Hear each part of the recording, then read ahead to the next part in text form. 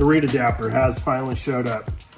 This box has been cracked, but I have not actually 100% pulled everything out. I didn't recognize the address. I didn't even read where it came from, or else I would have known it was coming from Tim.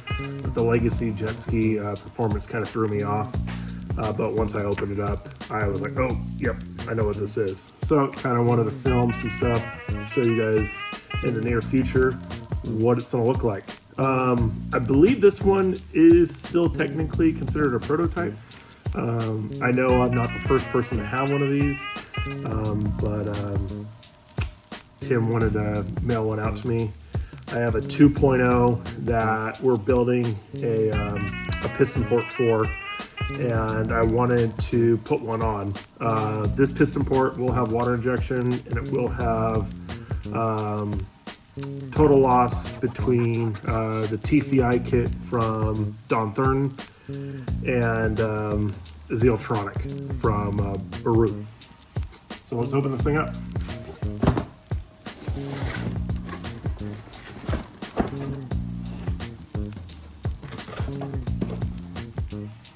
Got some stickers and gaskets, reed pedals,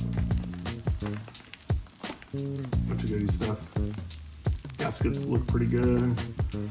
Stickers look pretty good quality, so I'm going to assume the rest of it is of quality as well.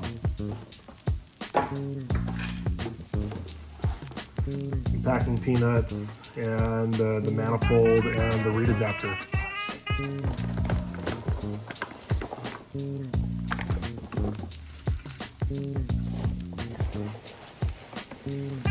So this is my first time having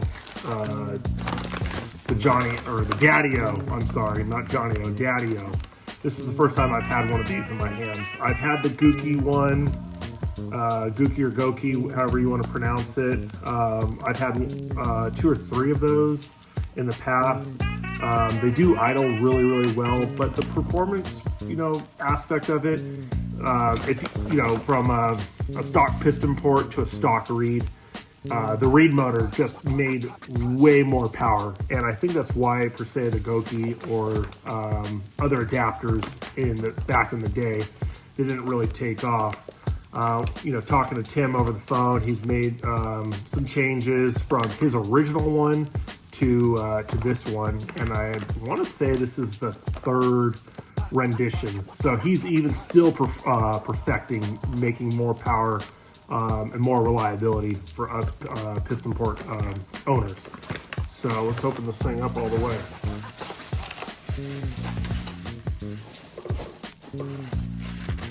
Nice bag of hardware.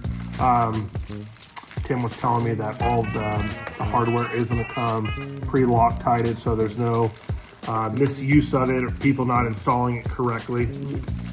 Super smart, because we know general people that aren't going to read the directions properly, they're not going to install it properly.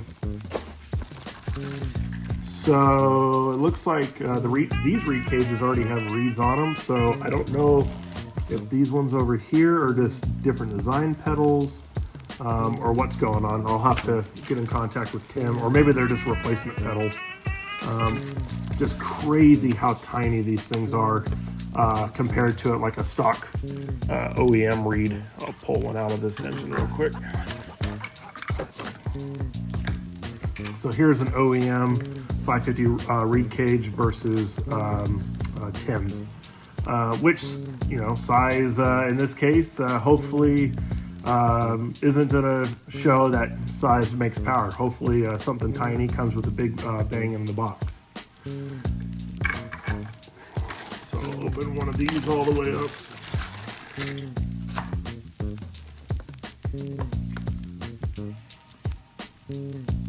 Super cool. Give the big bag an open.